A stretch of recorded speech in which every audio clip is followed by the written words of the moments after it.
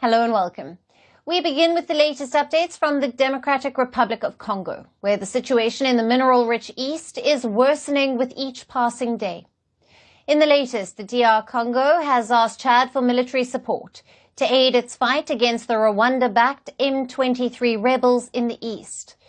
Reports indicate that the DRC's regional integration minister met with Chad's president, Mahamat Idris Deby Itno, to seek Ndejema's assistance, both militarily and diplomatically, in the conflict.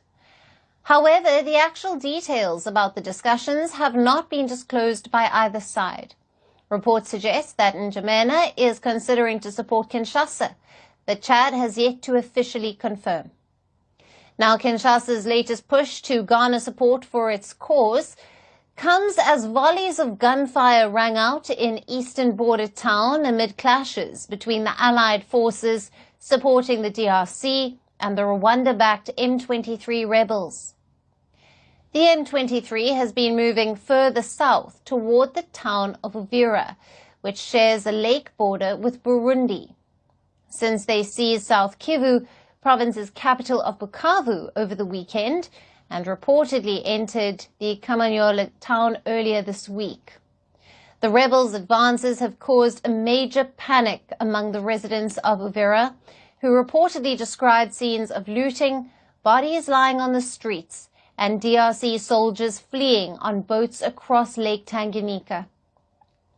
Moreover, the crisis has also fueled a sense of worry and anxiety in Kinshasa, which is roughly 1,600 kilometers away from the conflict zone. Residents of the DRC's capital city are looking to move their families abroad, amid open talks of a coup against the president. The government must take its responsibilities, review the functioning of the army, which appears to show bias, and restore the chain of command. For example, we note that Bunagana was taken without any effort, as was Minova. It is clear that the chain of command is not performing up to its responsibilities.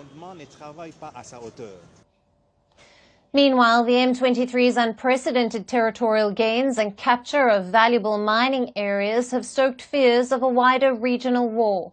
The UN Security Council urgently met on Wednesday and called for decisive steps to avert the crisis from further blowing up. Yet, at the Security Council's meeting, the DRC sharpened its criticism of the international community for their inaction and urged them to hold Rwanda accountable for its actions. The time for theoretical debates is over. It is now time to uphold the very principles that define this institution: peace, security, and respect for international law. International law that is universal and applies to all, even while seeking African solutions.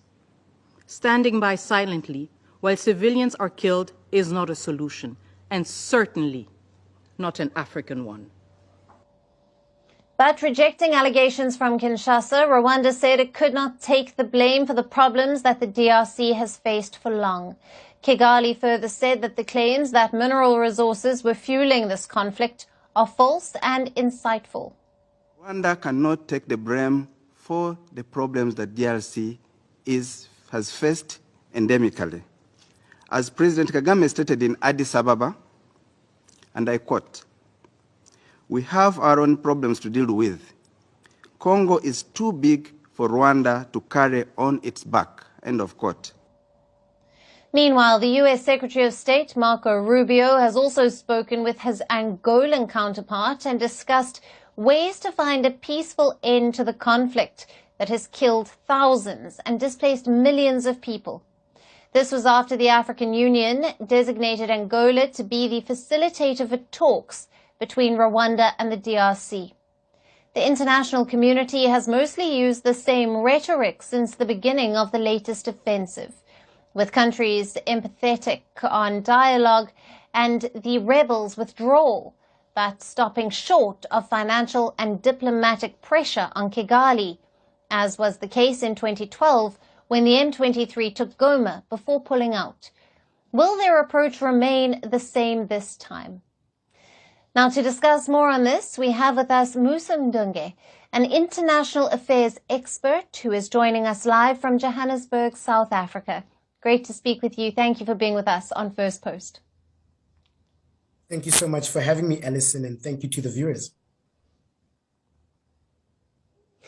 Musa, what does the DRC's request for military support from Chad signal about the severity of the M23 insurgency, and how might this impact the regional security dynamics?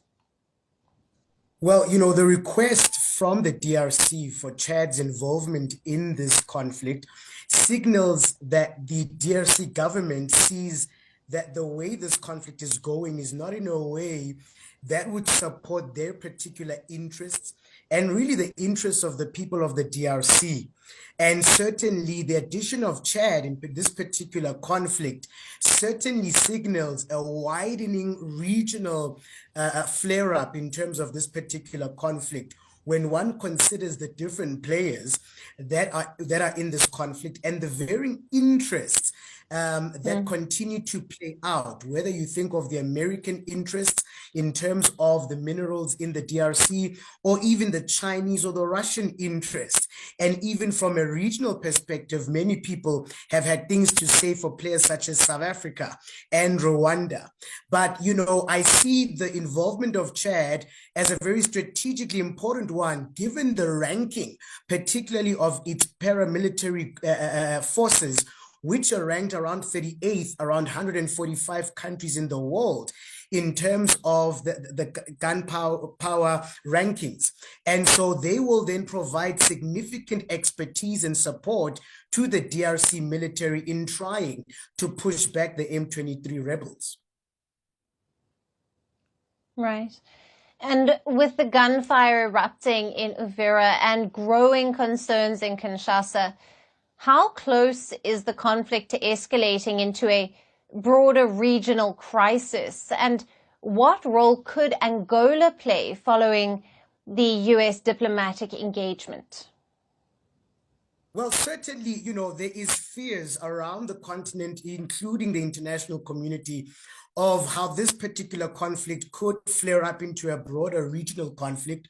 We know the importance of Central Africa, of East Africa in terms of not only continental trade, but as well as global trade as well, and including the sort of trade routes that are very critical to global trade. And so a broader regional conflict is certainly one of the risks that are happening in terms of this conflict. And the issue here is how certain powers within the region are sort of positioning themselves. You clearly see that the rivalry between Uganda as well as Rwanda is a factor in how both these two countries have positioned themselves on opposite sides of this particular conflict. Then you include South Africa in the mix and Southern Africa, and the fact that you've had this confusion between having two regional sort of peacekeeping forces operating in the region. And then thirdly, Alison, is the issue of understanding what is required in terms of the kind of military support needed pertaining this particular conflict. While you and I are having a conversation about peacekeeping, what in actual fact should be happening is peace enforcement. And Angola's role has been one both of providing a political solution to this particular problem, but I think their role could go a bit further in perhaps providing sort of a military support, especially given the failures of the Kenyan military intervention that was supposed to hold Eastern DRC, but has failed and led to the need for a SADC peacekeeping force to be called upon in terms of the conflict.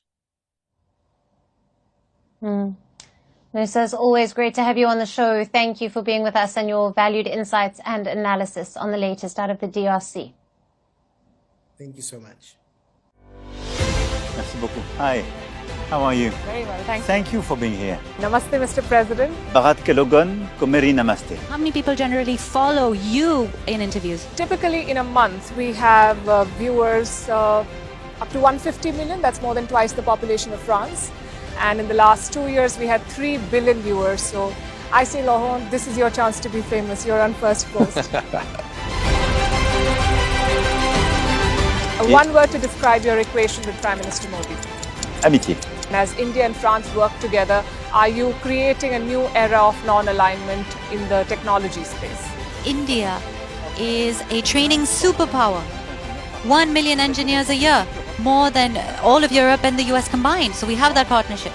We have a partnership on the environment and the economy. We also have civilian nuclear programs, and that is something we've developed far beyond the France-India relationship. So we want to work together on AI. And then comes China with its DeepSeek, creating models at a fraction of the cost. Did that innovation take you by surprise? Did that breakthrough make you sit up and think, what did the Chinese do and how?